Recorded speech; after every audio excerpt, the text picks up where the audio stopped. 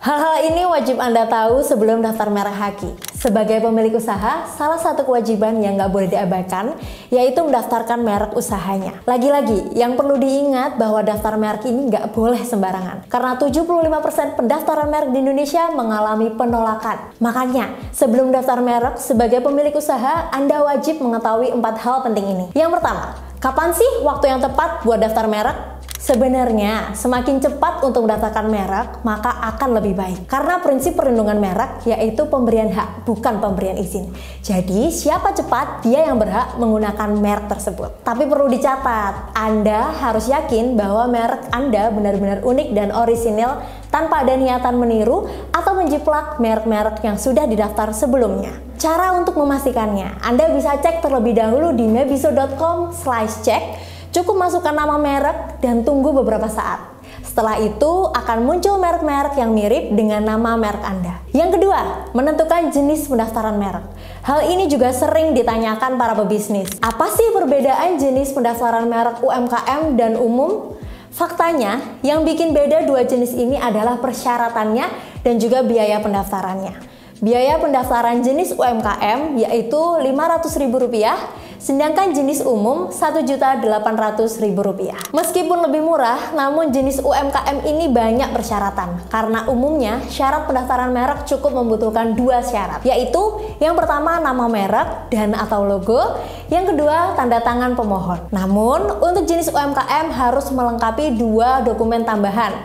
Yang pertama, surat rekomendasi UKM binaan atau surat keterangan UKM binaan dinas berbentuk asli untuk pemohon usaha mikro dan usaha kecil. Yang kedua, surat pernyataan UKM bermaterai untuk pemohon usaha mikro dan usaha kecil yang diajukan terlebih dahulu ke Dinas Koperasi dan UKM, Dinas Perindustrian dan Perdagangan, atau Dinas Pariwisata dan Ekonomi Kreatif. Yang ketiga, menentukan tipe pemohon pendaftaran merek. Umumnya ada 2 jenis tipe pemohon yang biasa dipilih ketika mendaftarkan merek, yaitu yang pertama, mendaftarkan atas nama perorangan dan mendaftarkan atas nama PT atau instansi. Tapi perlu diperhatikan ya bos, untuk menentukan tipe pemohon ini sebaiknya menyesuaikan lagi dengan kebutuhannya.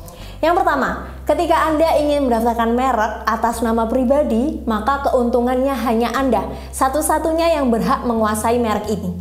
Sehingga, kelak apabila ada yang mau bekerja sama untuk memakai merek ini, hanya Anda yang berhak mengizinkan atau melarang. Kedua, kalau mendaftarkan merek atas nama PT, keuntungannya merek ini menjadi aset perusahaan sehingga mencegah terjadinya konflik berebut merek. Apalagi kalau Anda merintis usaha bersama dengan rekan kerja. Yang keempat, proses pendaftaran merek. Perlu diingat ya bos, pendaftaran merek itu cukup lama dan proses yang panjang. Kurang lebih 7-18 bulan hingga merek benar-benar terdaftar. Dan selama itu, merek akan melewati 4 fase utama dalam pendaftaran merek, diantaranya.